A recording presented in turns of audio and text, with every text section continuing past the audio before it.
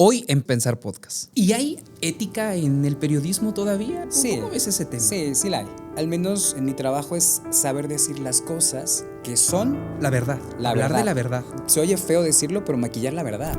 Y un Día de Muertos entrevistamos a un medium. El medium dice: Ángel Hernández, tenemos que platicar.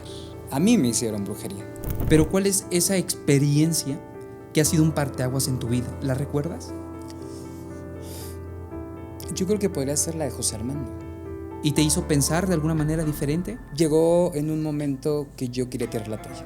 Porque siempre tienes el estereotipo de decir un comunicador, pues es alto, guapo, artista, ¿no? Con ese estereotipo que te crea la televisión de los comunicadores. Es bien chistoso porque yo entré a TV Azteca cuando yo estaba más gordito. Ángel Hernández es uno de los periodistas más reconocidos de Veracruz. A través de su vida profesional como periodista, que combina con su labor social, habla acerca de los reportajes que han marcado su vida, de sus inspiraciones, de sus aspiraciones y también de las leyendas y existencias paranormales que da cuenta a través de su canal de YouTube. No te olvides de suscribirte en nuestras redes sociales y activar las notificaciones. Déjanos en los comentarios sobre qué quieres pensar. Disfruta Pensar Podcast.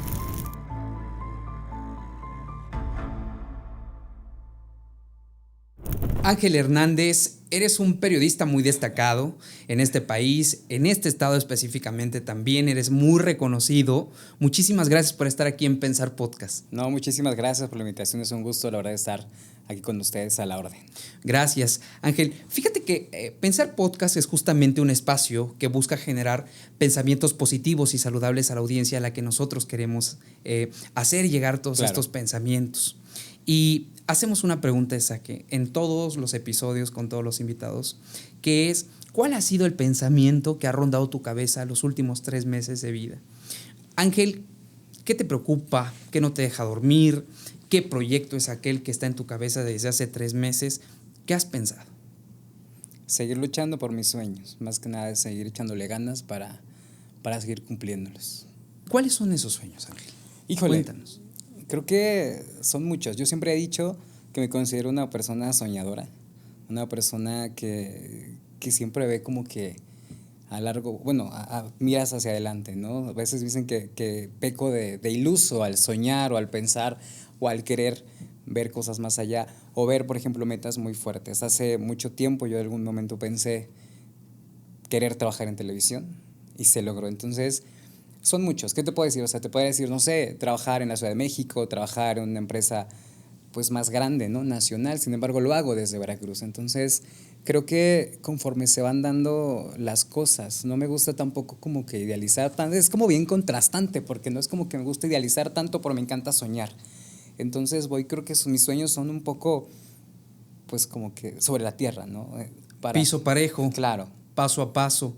Poco a poco, pero firme. Pero firme, exacto. Y creo que lo has construido muy bien porque aparte tienes mucho carisma. Y justo hablando esto de la televisión, hablando de entrevistar personas, ¿cómo es que al final de cuentas llegas al reportaje, al periodismo? ¿Cómo te enamoras de esta técnica, de esta arte, de esta profesión? ¿Cómo llegas a enamorarte de ello? Te voy a hacer como un panorama de por qué llegué o por qué comunicación sobre todo. Yo llegué a querer, o que me gustara la comunicación, es decir, quiero estudiar comunicación por Patti Chapoy. Yo supe que tenía que estudiar comunicación porque dijo la señora Chapoy en un programa: chamacos, si quieren salir en la tele, estudien comunicación. Yo estaba viendo un programa en mi casa, Ventaneando, y a partir de ahí dije, yo quiero salir en la tele, entonces voy a estudiar comunicación. Tenía 8 años, yo creo, primaria. Llegas a secundaria, tienes un panorama más amplio de lo que son las carreras, con orientación vocacional, y empiezo a centrarme en que quería comunicación. Pues nadie lo creía, porque sí, claro. Pues un chavo serio, introvertido, de casa. Introvertido. Sí, claro. De casa, pues chistoso, pues, van a decir, este vato no va a llegar. Mi familia me lo decía. Entonces, yo empiezo como a meterme mucho al tema de espectáculos, porque me gustaba mucho el chisme, el mitote, la conducción. Quise en algún momento ser parte de la academia. No se logró y nunca lo intenté, porque dije, no, pues no canto. Pero ya obviamente en la prepa empiezas como a centrarte más, hasta que entré a trabajar o a hacer servicio a TV Azteca, que me empezó a llevar todas las noticias. Y así llegas a las noticias. Yo llegué directamente a hacer servicio a TV Azteca, pero en... Tu servicio social. Prácticas y servicio social. Ok. Por allá del 2009 más o menos. Hacer prácticas y servicio cubriendo cultura, deportes y espectáculos. Tanto haciendo como de camarógrafo como reportero. Ya en el 2011 me contratan y 2013 fue con la transición de gobiernos que yo me empiezo a meter más a la política y a las noticias. Primero con el colorcito, las leyendas y después con la política y quedo inmerso en las noticias. Desde ahí comienza como tu historia. Con las noticias, con el periodismo de investigación, con el periodismo de denuncia ciudadana, y es donde empieza ya a sonar más Ángel Hernández como periodista, como informador. Oye, ¿cuáles son aquellos valores que al final de cuentas guían tu vida como periodista de investigación, como reportero también? Porque que al final de cuentas es muy difícil. Es complicado, pero yo creo que, por supuesto, la pasión por lo que haces, el amor, obviamente la ética, el profesionalismo, pero creo que si le echas ganas o tienes sobre todo esa parte de amor y pasión por lo que haces, todos los valores se van dando. ¿Y hay ética en el periodismo todavía? ¿Hay valores en el periodismo? ¿Cómo ves ese tema? Sí la hay. Depende también la perspectiva de donde lo mires. Siempre lo he comentado porque parece ser que no hay periodismo con responsabilidad, con ética, pero sí lo hay. Al menos yo es lo que trato de hacer. Porque muchas veces me dicen, es que estás diciendo mentiras. Estás diciendo las cosas como son de una manera maquillada para no afectar y afectarte a ti. Y eso es complejo, tratar de equilibrar como... Sí, es complejo, es una línea muy delgada y sobre todo porque al menos en mi trabajo es saber decir las cosas que son... La verdad, hablar de la verdad. Se oye feo decirlo, pero maquillar la verdad. Para que llegue para de manera que correcta. No te afecte, y te hablo de cuando son o eran temas de delincuencia. Me tocó en algún momento cuando estaba todo bastante rojo, bastante fuerte en Veracruz, cubrir operativos, donde llegaba la Marina y te decía, ¿por qué estás grabando? Y yo, pues es mi trabajo. No, pues vete, es mi trabajo. Y entonces, ¿qué pasaba ahí? Pues que era una línea bien delgada entre no saber si lo dices o no lo dices por todo lo que se estaba creando. Pero yo siempre lo he comentado y muchos están en contra. Todo depende cómo lo dices y con quién te metes. Llevo 14 años en el periodismo de todos los ámbitos, porque no hay una fuente exacta para mí, así, esta es tu fuente, cubrimos todas las fuentes y no he tenido problemas de ningún tipo. En todos estos ámbitos en los cuales tú has estado inmerso, ¿has tenido miedo? Siempre. ¿Y cómo lo manejas? ¿Cómo logras manejar el miedo ante las personas? Porque entiendo que es una presión fuerte. La policía es un tema muy fuerte, no solo por la inseguridad de grupos delincuenciales que pueden estar pues dentro de, ¿no? Que lo sabemos que en todo el mundo, todo el país puede existir. Claro. Sino es también me daba mucho miedo que yo escuchaba las ambulancias cuando yo cubría un accidente y había muertos. Y el miedo era que yo llegara y el muerto era un familiar. Mi papá, mi hermana, mi mamá. Y era rápido de, ¿dónde estás? Cuando me decían, ¿sabes que hubo un accidente de un autobús que volcó y hay 5 muertos? O un carro se fue al barranco y en la zona, por supuesto, no sé. Sí, tu corazón. Y siempre, ¿dónde estás? Escuchaba las ambulancias y mi corazón, pero te vas haciendo frío. ¿Y no llegas a perder de alguna manera ciertas sensibilidades en el ejercicio de la profesión? Yo creo que sabes dividir. Vas aprendiendo a dividir esa parte del sentimiento y aprender un poco pues lo que es el trabajo. Cuesta. Antes me decían, es que no puedes abrazar a tus entrevistados, no puedes mostrar esa empatía y esa solidaridad. Y yo, pues no lo voy a hacer a cuadro. Pero atrás sí. Creo que es lo que me ha caracterizado también esa parte con esa empatía con la gente, con tus entrevistados. Pero hablándote del tema policíaco, pues creo que saber cómo manejarlo. Me ha hecho frío, sí, porque al menos llegas a un accidente y hay muertos, por supuesto se siente feo, porque ves el dolor de las personas, porque es una vida la que se perdió. Y más en un accidente. Sí, es terrible. Pero creo que murió mi papá en el 2020 por COVID, junto con mi camarógrafo, aprendí y entendí que la muerte es algo de la vida y que tarde o temprano todos vamos a morir y que de nosotros va a depender el tomar esa situación o ese problema para poder impulsarte. ¿Y de qué forma puedes honrar a la persona que murió? Hablando a un familiar, haciendo lo que ellos querían, homenajeándolos con lo que ellos querían. ¿Y qué quería mi papá en su tiempo? Pues que triunfara, que le echara ganas. Y él me lo dijo en algún momento, cuando yo estaba indeciso de si estaba realmente donde tenía que estar, hablando de la comunicación. Porque hubo momentos en los que dudé mucho de, ¿estoy donde tengo que estar? ¿Realmente voy a ser un buen comunicólogo? Porque siempre tienes el estereotipo de decir, un comunicador, pues es alto, guapo, artista, ¿no? Con ese estereotipo que te crea la televisión de los comunicadores. ¿Y estás donde quieres estar? Por ahora sí. En este momento. En este momento. ¿Y cómo has lidiado con este estigma del que estás hablando, sobre que algunas personas tienen que ser para poder estar en cierto lugar? ¿Cómo lidia Ángel Hernández con este estigma, que es un estigma discriminatorio, es un estigma social, incluso con una tendencia cultural muy frívola? Yo creo que es bien chistoso, porque yo entré a TV Azteca cuando yo estaba más gordito. 2009, 2010, 2008, 2012. En el 2014 bajé de peso, cambió completamente la perspectiva, pero independientemente de todo eso, el reconocimiento de mi trabajo nunca cambió. Fueras galán o fueras normal, siempre era Ángel Hernández, y creo que es la pasión por lo que haces, lo que quitaba ese estigma que yo mismo me puse, ¿no? Y el profesionalismo con el que al final de cuentas te diriges. Eso. Porque hay un valor agregado en eso. Digamos que podrán tener las personas ciertas características, pero si de manera interior no son integrales, no son profesionales, incluso disciplinadas, ¿no? O a respetar ciertas formas, la verdad es que como que hay un cascarón muy bonito, pero es solamente eso, ¿no? Un cascarón, ¿no te parece? Yo creo que la disciplina, ¿no? Es como lo fuerte que ha hecho Ángel Hernández, y la constancia. Hablábamos del miedo.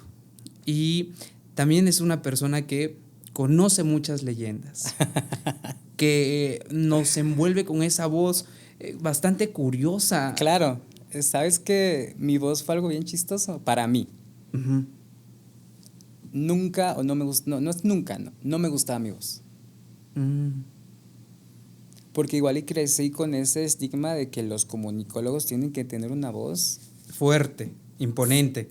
Casi como la de Jesucristo, como nos la ponen en las películas. Y eso le agregas la imagen que supuestamente tenías que tener. Pero esa voz te ayudó al final y de sale, cuentas. ¿sabes qué pasa? Creo Veracruz hecho leyenda. Ajá. Como parte de una sección más del noticiero. Llega mi jefe y me dice, hagan una sección. Y todos, no, pues cultura, veracruzanos y tú. Leyendas. ¿Y vas a contar leyendas con qué? Escenificadas. ¿Con quién? Con gente. Como un Veracruz hecho leyenda, lo que la gente cuenta, pero veracruzano. Me tomaron a loco. Okay. Sí, hazlo. Hablo con las personas que me apoyaron, escenificaron los chicos, saco mi piloto de Veracruz hecho leyenda contando la historia, 2, 3 historias más, un mes de historias que les gustan, y empiezo a moldear la voz. Uh-huh. Siempre la empresa se caracteriza por el cantadito. En todas las locales, nacional, el cantadito de los reporteros. Empiezo a moldear mucho, como digamos, alargar un poco las palabras, a finalizar el pero cuenta la leyenda, y le gusta a la gente, porque me apasiona hacerlo. Me encanta lo tema paranormal y pega. 4 años más o menos, y se convierte en una de las secciones pues más aclamadas por los niños. Sí. Cuando nunca mi fuerte fueron los niños. Yo hice Veracruz hecho leyenda como una nota más, al grado de que pues ahorita mi canal de YouTube tiene 300,000 seguidores, más o menos, ya certificado con la placa de platino. ¡Wow!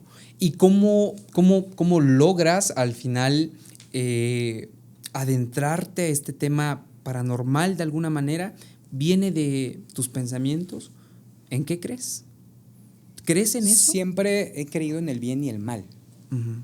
pero vivirlo fue diferente. Lo viviste. Lo viví en los panteones y en mi vida. O sea, a mí me hicieron brujería. Uh-huh. Y de quien bien menos lo esperé. Y todo el mundo dice, ¿qué va a hacer? Pero mi vida comenzó a hacer unos cambios sin... No había como lógica.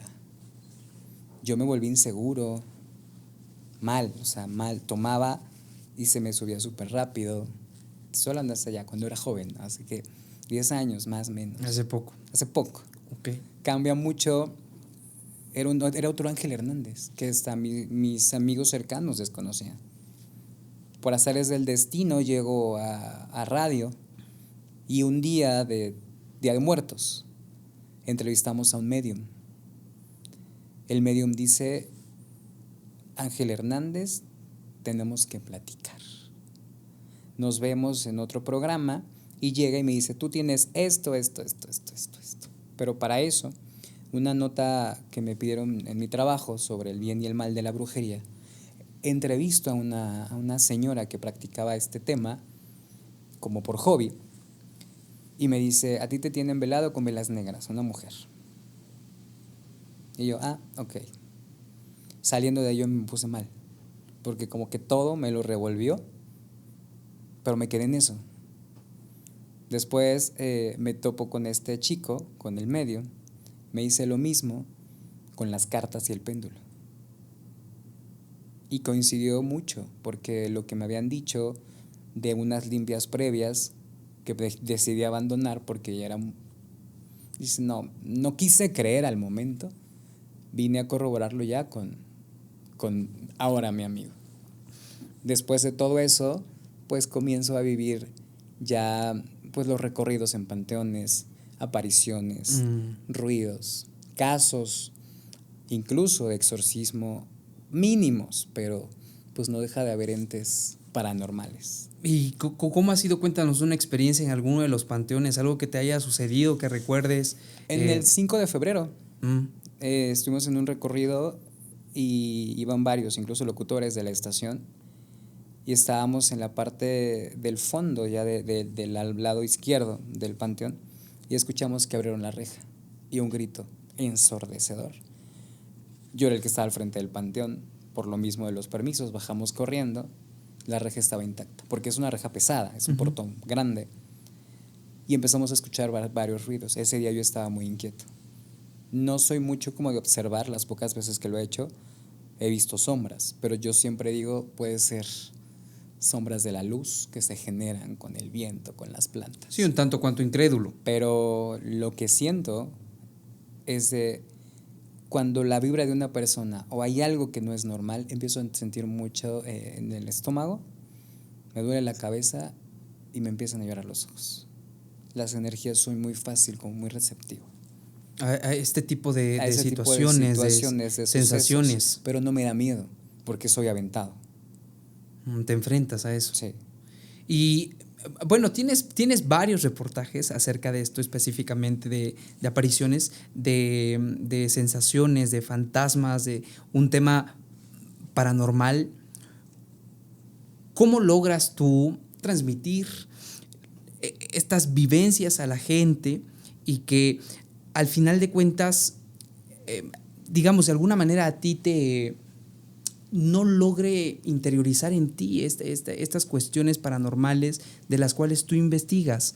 ¿Cómo logras transmitirlo, pero que al final de cuentas te proteges, pones alguna coraza en ti para que no lleguen a afectarte? Porque entiendo que este tipo de sensaciones puede llegar a afectar a las personas. Yo creo que pues yo creo que nada más lo veo como un trabajo en ocasiones. O sea, el afectarme como tal, el tema de los recorridos y demás, lo veo como el momento, porque no voy mentalizado que me va a afectar. Me pasó en el recorrido, en la Casa de la Música Veracruzana. Una casa, una vieja, histórica, aquí en la capital, y es una zona con mucha energía. Y ahí empecé a tener mucha tos porque yo me aventé a querer hacer un tipo Charlie Charlie con una vela. ¿Tú lo hiciste? Me quedé solo en la parte trasera de la casa con una vela. Todos se hicieron a un lado, se hizo una oración previa porque nos hacemos una protección de inicio con una loción de 7 machos que prepara el medium, y en ocasiones llevamos una piedra de turbalina de protección por cualquier cosa. O llevo una pulsera de plata que absorbe muchas energías. Me quedo solo y después de 5 más o menos minutos empiezo a toser. Y empiezo como a absorber. Al grado de que yo me empecé a sentir muy cansado. Muy, muy cansado. Como que me convertí en una esponja de la zona. No vi nada, pero absorbí todo lo que estaba. Después me hicieron la limpia y salí como si nada y no pasó nada. Siempre la experiencia del momento. ¿Y tú crees que todo esto que tú has presenciado es algo verdaderamente real? Pues es que si no fuera real no lo sintiera, y no es mental. ¿Y de dónde viene, por ejemplo, esa realidad de la que, de dónde surgen todas estas cuestiones, específicamente del mal? ¿Pueden surgir este tipo de situaciones? O incluso hay presencias bondadosas. Ajá. Yo creo que todos tenemos un ángel bueno y un ángel malo, como lo dice. Todos tenemos un protector. Pasando a otro tipo de perspectiva acerca de tu vida, hay una labor social que tú emprendes al interior de hacer periodismo y de brindar información. Hay como una sensibilidad de las causas justas. ¿Cómo es que nace también poder combinar tu labor social, porque la realizas a través del periodismo? ¿Qué te mueve a hacerlo? ¿Qué te mueve combinar esta función? Los valores con los que me criaron, con los que crecí. Crecí en una familia tradicional, en La Concha, Jilotepec, donde me inculcaron los valores y sobre todo la ayuda. Creo que a lo largo de mi vida nunca me ha faltado la gente que me ha ayudado en diferentes ámbitos, de diferentes formas, y creo que hay que ser agradecido. Y esa forma de ser agradecido es precisamente ayudando a las personas, no para recibir algo, sino para que estén bien. Porque sabes que tarde o temprano la vida te lo regresa de muchas maneras. Yo siempre criticaba a mi mamá, y yo creo que ahí viene ese ejemplo y el por qué nace. Mi mamá llegaba una persona que vendía cazuelas, por ejemplo, y le decía, ¿no quieres un agua o desayunar? Y yo le decía, ¿por qué le das de comer si no lo conoces? ¿Por qué le das agua si...? Y me decía, porque yo no sé si ya vendió, si tiene hambre, si tiene sed, y si yo lo tengo en la casa, lo voy a hacer de corazón. Además, tarde o temprano, Dios lo va a recompensar. Y no lo hago por eso, sino porque me nace. Yo lo vine a entender cuando yo estaba fuera de mi casa y la gente hacía lo mismo conmigo que hacía mi mamá. Te lo retribuyó la vida. La vida. Y un día llegué y le dije, mami, fíjate que conocí a una señora en tal comunidad. Yo moría de hambre en una de las tantas entregas del juguetón, que nos vamos desde temprano a entregar juguetes, y nos invitó a comer. Así, sin pedir, de corazón, todo, y fue muy padre. Y tú eres un fiel creyente entonces que la vida te puede, digamos, aunque no lo esperes, al final de cuentas tus acciones te retribuyen de alguna u otra manera. Y no lo hago por eso. A raíz de ahí claro. Empiezo desde mi trinchera, en los medios, a ayudar a eso, a hacer ese canal. Aunque a veces lo dudes por todos los candados que puedan poner la vida o tu trabajo, pero creo que se logra. Tan solo notas sociales, denuncias ciudadanas. Yo sé que a veces una nota para denunciar tal cosa o tal problemática no va a solucionar que vayan y te pavimenten la calle, al menos de un día para otro. Pero ya fuiste esa persona que creyó en el ciudadano, que no hace la autoridad. Ya fuiste esa persona que calmó al menos la desesperación del ciudadano de que no arreglan, no me atienden. Y eso te hablo de un tema muy trillado, una pavimentación. Sí, claro. Pero imagínate una mamá que tiene a su hijo enfermo por semanas y no lo atienden en el hospital. Y llega Ángel Hernández de Mitotero a hacer la nota denunciando que la autoridad de salud no está haciendo su trabajo. Y le hacen caso porque ha sucedido, ¿no? Sale la nota, hacen caso, o al menos calmas o ayudas con esa nota a que la señora tenga esperanza y confíe en ti. Uh-huh. Y como me encanta, soy como muy insistente a que se cumplan, o al menos a que yo me canse y diga, se hizo y se logró, insistir hasta que se logre. Y ha dado resultados al Sí, final de cuentas. No todo, pero sabes que sí. Digamos que alguna parte sí ha dado resultados. Y lo vi con, no quizá como para curar, pero, o sea, salvar la vida, pero sí al menos que tu trabajo está teniendo eco con José Armando. José Armando fue un pequeño, creo que todos lo conocimos, que se viralizó porque quería una fiesta de cumpleaños, que nunca había tenido una fiesta de cumpleaños. Renuncia a sus terapias de cáncer porque le regresa el cáncer después de 5 años, si no me equivoco, y ya no quería seguir con todo ese proceso, ya estaba cansado. Luchando. Y él dijo, quiero mejor divertir la vida. Hacemos el reportaje como un niño guerrero, como un héroe, y se viraliza. Al grado de que lo buscaron médicos, especialistas para darle el tratamiento gratis porque les conmovió su historia. Pero él ya no quiso. Lo único que quería era divertir la vida. Y gracias a ese reportaje que se viralizó en todos lados, nacional, internacional, a mí me contactaron de diferentes puntos del mundo, de España, de Francia, hasta Jaime Maussan me escribió y me dijo, amigo, necesito el contacto de la mamá de José Armando para ayudarlo, lo que necesite. Y yo, va, te va a contactar mi particular para hablar con él. Oiga, ¿no podemos hacer ahí un convenio de pláticas? Vamos a buscar extraterrestres y todo, ¿no? Pero realmente todo lo que logré con esa nota, que la hice muy sensible, muy humana, uh-huh, y que jamás pensé que iba a tener ese impacto. Le cambió la vida a la familia. Sí, como una nota puede cambiar la vida. Y no me lo atribuyo, porque creo que fue la sociedad. Claro. Fue él solo que expuso lo que estaba viviendo, pero que a mí me dejó una enseñanza impresionante. Porque nosotros nos hacemos una tormenta, una tempestad en un vaso con agua. Uh-huh. Y un niño de 14 años renunciar a sus terapias para divertir la vida y disfrutar sus últimos momentos con su familia, y que la gente lo haya ayudado a hacerlo, te marca. Queda claro que tú has tenido muchas experiencias que han marcado tu vida a través de esta profesión, pero ¿cuál es esa experiencia que ha sido un parteaguas en tu vida? ¿La recuerdas? Yo creo que podría ser la de José Armando. Marcó un parteaguas. Laboralmente hablando, sí, claro. Un antes y un después en tu vida. Sí, claro. ¿Y te hizo pensar de alguna manera diferente? Llegó en un momento que yo quería tirar la toalla. Porque llegan momentos en los que me cuestiono si realmente tengo que seguir en esto. ¿Por qué? Sabemos que en todas las empresas siempre hay políticas. Políticas que te pueden decir, esta no va, esta no va, esta va así, uh-huh, que cumplen, y lo sabemos, intereses personales, políticos. Y es en todos lados. Cualquier trabajo lo es. Entonces creo que cuando te sientes estancado, cuando ves que no avanzas, o cuando sientes que le echas todas las ganas y no, donde no, me voy, ya tengo que brincar a otra cosa, llega una nota que dices, por algo sigo aquí. Por algo Ángel Hernández llegó a estudiar comunicación a pesar de que su familia no quería.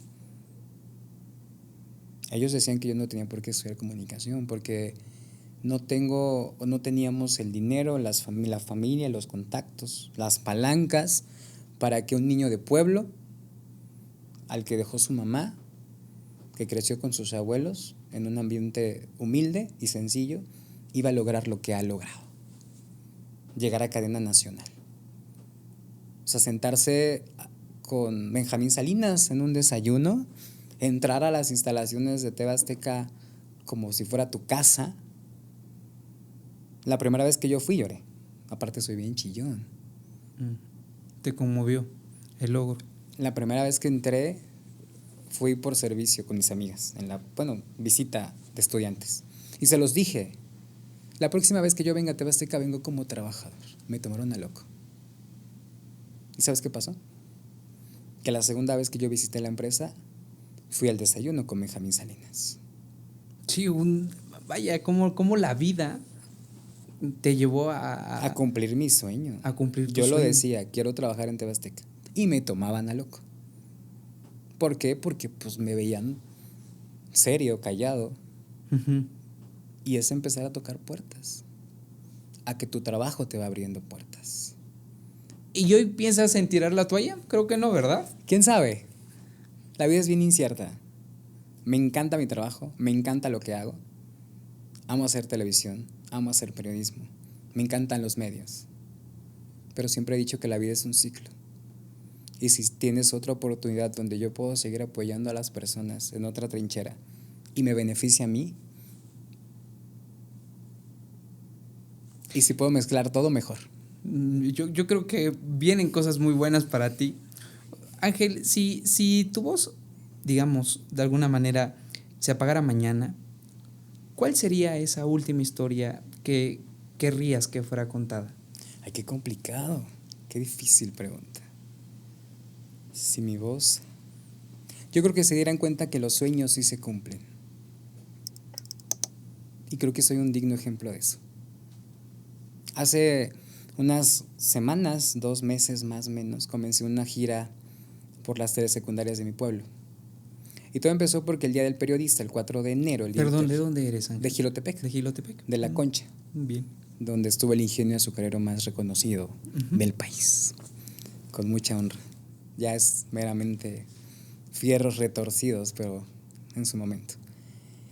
Y a raíz de esta entrevista que me realizó un medio de comunicación sobre mi historia de vida, un caso de éxito de un periodista veracruzano, donde yo cuento mi vida, desde chiquito hasta ahorita con fotos y todo, y ver la aceptación de la gente, uno no dimensiona lo que representas para tu pueblo. Claro, claro. Que eres ese niño que triunfó, que salió del pueblo, que creció y que cumplió los sueños. Ver que me decían, es que eres un ejemplo para los estudiantes de aquí, y que los jóvenes me dijeran, 3 chavos están estudiando comunicación inspirados en lo que yo he logrado. Dices, wow, no lo puedo creer. ¿Cómo tu vida ha impactado a otros? Y a raíz de ahí, me dijo una maestra, hay mucha apatía en las escuelas. Tienen que conocer tu historia y ver que un paisano la está rompiendo fuera del pueblo. Claro. Y yo, ¿es en serio? Pero, ¿qué les va a servir escucharme a mí? Uh-huh. A veces peco de inocente o de humilde. Empezamos la gira por las telesecundarias. Con los nervios y lo que quieras, me acompañé del Chueco a mostrar esa parte también, como una discapacidad no te va a afectar a que cumplas tus sueños, ¿no? Y que ese problema lo ocupas como una oportunidad. Uh-huh. Mezclamos ambas experiencias y quedaron impresionados. Mi placa de YouTube fue para ellos el yo quiero ser como tú con una placa, yo quiero ser TikToker, yo quiero ser comunicólogo. Y el mensaje era ese, luchen por sus sueños. Así tu sueño sea ser cantante, vas a ser la mejor cantante. Uh-huh. Se me acercaban los niños y me decían, ¿es difícil ser comunicador? ¿Es difícil salir en la tele? No, échale ganas si se cumple. Llegaba el niño y me dice, es que yo quiero ser militar, vas a ser el mejor militar. Es que yo quiero ser maestra, vas a ser la mejor maestra. ¿Y sabes qué me inspiró también? Uh-huh. A echarle ganas más a las cosas. Que tuve la experiencia de conocer a Ángela Olazarán, la mejor estudiante del mundo. Yo la empecé a su reportaje especial en agosto del año pasado, si no me equivoco. Ya como una de las primeras 50 mejores estudiantes, ya en el segundo filtro. Y me deja un chip impresionante. Su humildad, su inteligencia, su forma de ser. Y es lo que yo le decía a los chavos. Ángela lo logró, ustedes también. Esa humildad de la chava, esa ser de una familia humilde que le echó ganas y que logró con la inteligencia artificial todo, ¿por qué no ustedes? Yo se los decía, aquí hay muchos ángeles, hay muchas ángelas, ustedes pueden. Fue en Las Lomas, uno de los pueblitos, digamos, más alejados de Jilotepec, donde quedé impresionado. Desconocía que ahí los usos y costumbres eran más fuertes, a pesar de estar a media hora de la capital. Ahí los niños van para trabajar al campo a pesar de los estudios. Están acostumbrados al campo. Y las niñas, y me lo decían los maestros, a ser amas de casa. Llega Ángel Hernández a contarles la historia, a ver cómo un niño de la Concha, 10 minutos de Las Lomas, trabaja en TV Azteca, sale en la tele, ya fue a la Ciudad de México, ya lo reconocieron a nivel internacional, tiene una placa y es de mi pueblo. Y es un niño como yo, humilde, que comía frijoles, lo que quieras. Y ahí me dice una mamá, una niña me preguntaba mucho, ¿y cómo le hiciste? Y es difícil. Y que si estabas alto, chaparro, gordo, no te afectó, lo que mencionábamos. Y yo, no, échenle ganas. Ahí me acompañó una maestra de taekwondo y mostró precisamente eso, que las mujeres se pueden empoderar y salir adelante. Quedaron muy, muy sorprendidas las niñas de ver cómo una maestra a los 30 años logró medallas internacionales, ganar campeonatos internacionales. Ustedes que están menores, más chicas, lo logran. Entonces me dice una mamá, me escribe en redes sociales, un desplegado así súper grande la publicación. Hoy nos visitó un amigo, Ángel Hernández, chalala. Y por primera vez logró lo que yo quise en muchos años con mi hija. Dice, hoy llegó mi hija y me dijo, hoy nos visitó Ángel Hernández y también nació de 6 meses y también tuvo muchos problemas para su crecimiento, como yo. Y lo ha logrado. Y a partir de hoy le voy a callar la boca a todas las personas que me critican porque yo quiero ser alguien grande en la vida. Le voy a echar ganas para cumplir mis sueños como él lo hizo, porque hoy es un ejemplo para mí. Claro, llenó tu alma de me dejó sin palabras. Quería platicar contigo acerca de la espiritualidad un poco y hacerte la siguiente pregunta. ¿Qué habla de ti mismo la espiritualidad? ¿Consideras que la espiritualidad forma gran parte de ti, Ángel? Sí. ¿Crees que te acerca más a algo en lo que tú crees? Si hablamos de espiritualidad de todos los ámbitos, pero de creer en algo, sin tocar una religión, si lo quieres ver así. Sí, claro. Yo soy católico y no me da pena decirlo. Pero tienes que mantener como muy aparte tu trabajo con la religión. Sin embargo, ese tema de emotivo, espiritual y sentimental, creo que te ayuda mucho a tener empatía y llegarle a las personas. Y me he dado cuenta que la forma en cómo tú puedes narrar una nota, el feeling que le das a la voz, las palabras que utilizan, es como le llegas a la gente. Y me causó mucho, pues bonito, porque hace poco un tema, murió el Papa. Y me dijo mi jefe, ¿ves tú a cubrir ese evento? No, pues que vaya el otro reportero, es muy tarde. Ves tú, por favor. Después lo entendí por qué. Y es donde me di cuenta de, ahora entiendo. Sí, ¿por qué al final de cuentas tú sí ahí? Porque tienes esa forma de ver las cosas diferente por tu espiritualidad.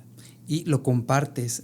Yo creo que de manera natural. Natural. Nata, así que te sale de la nada. Ajá, que no necesitas ningún esfuerzo para eso. ¿A quién debemos de temerle más? ¿A los vivos o a los muertos, Ángel? A los vivos. Y a veces hasta a tus personas más cercanas. ¿Te han traicionado? Sí, ¿Has sufrido alguna deslealtad? Sí. ¿Y qué lección te deja eso? Pues yo creo que es un aprendizaje. A no confiar tanto, pero soy bien confiado. Creo que la vida se va a encargar de darle a cada quien lo que le corresponde. ¿Y algún día lo paranormal va a dejar de sorprenderte? No.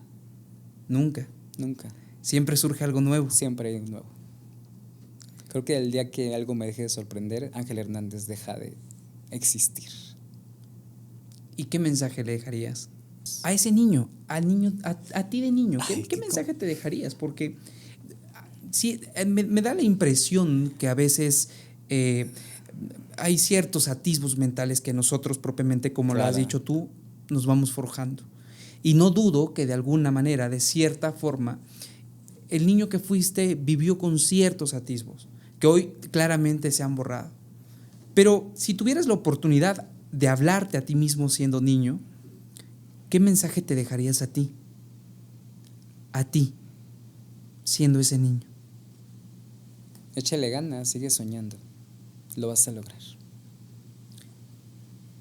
E imaginemos ahora a muchas personas que sienten que no pueden por diferentes situaciones, digamos. ¿Qué mensaje les dirías a ellos, a ellas que te están escuchando en este momento? Que algunas personas a veces sienten que no pueden porque la vida es natural, desgastante, el proceso de la vida es así. Pero ¿qué mensaje crees que con contundencia les puedes compartir a esas personas que creen que no pueden?